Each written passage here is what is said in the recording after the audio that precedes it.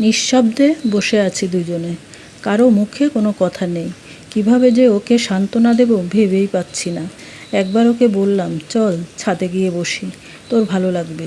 সম্ভবত ও এত গভীর কিছু চিন্তা করছে যে আমার কথা ওর কানেই হয়তো পৌঁছাচ্ছে না।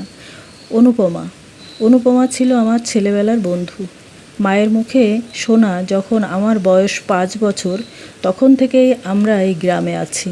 অনুপমার বাবা মাও সম্ভবত তার কিছু পরেই এখানে বাড়ি করেন।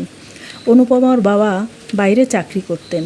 সংসারে ওর বাবা মা আর ওর বাবা মা আমাকে খুব স্নেহ করতেন। আমাদের বাড়িতেও ছিল ওর অবাধ যাতায়াত। ওর বাবা বাইরে থেকে ফিরলেই নতুন নতুন খেলনা আনতে আমাদের দুজনের জন্যই। আমরা একই সাথে স্কুল কলেজে পড়েছি। কাকু কাকিমা মানে ওর বাবা মা ওর থেকে আমাকে কখনো আলাদা করে দেখতেন না। আমাদের দুজনকে নিয়ে দুই পরিবারের সকলেই সর্বদা চিন্তিত থাকতেন, কারণ হাসি ঠাট্টার মধ্যে আমাদের খুনসুটিও কম হতো না। একবার এমন একটা কাণ্ড ঘটিয়েছিল যা এখনও আমার মনে পড়ে।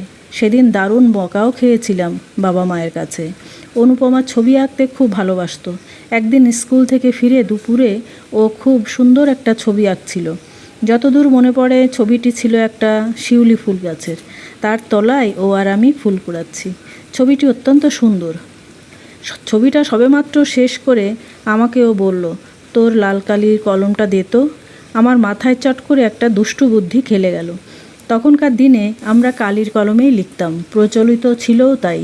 ও ছবিটি এঁকে আনমনে ছবিটির দিকে তাকিয়ে রয়েছে। ততক্ষণে আমি কালি ভর্তি কলমটার মাথা খুলে নিয়ে যথারীতি খাপ আটকিয়ে আবার ওকে দিলাম।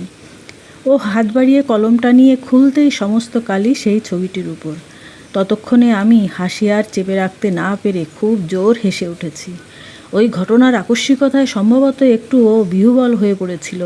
ক্ষণিকের মধ্যেই চিৎকার করে বাড়ি ফাটিয়ে ফেলার জোগাড় করতেই আমি একেবারে চুপসে গেলাম। ওর মা ওকে খুব বোঝানোর চেষ্টা করলেন। আমার বাবা মাও ভীষণ আমাকে বকলেন। আমি ভীষণভাবে লজ্জিত হলাম, কিন্তু এই ধরনের রসিকতা আমরা প্রায়ই করতাম। বুঝলাম না তবে ও আজ হঠাৎ এত রেগে গেল কেন। হয়তো সারা দুপুর ধরে কষ্ট করে ছবিটি এঁকেছে, তাই রাগ হওয়াটাও স্বাভাবিক। নিজের মনেই নিজে দগ্ধ হতে লাগলাম। ওই মুহূর্তে আমার আর কী বা করার থাকতে পারে, তাই চোরের মতো চুপি চুপি বাড়ি ফিরে এলাম। এমনটা যে হবে আমি স্বপ্নেও ভাবিনি। বাড়ি এসে চুপচাপ ঘরে বসে কাঁদছি। খানিকক্ষণ বাদে ওর মা মানে কাকিমা ওকে বুঝিয়ে সুঝিয়ে আমাদের বাড়ি নিয়ে এলেন। ও আমাকে বলল, আমার এত কষ্টের জিনিসটা তুই নষ্ট করে ফেললি। জানিস ওটা আমি কার জন্য এঁকেছিলাম? আমি বললাম, কার জন্য?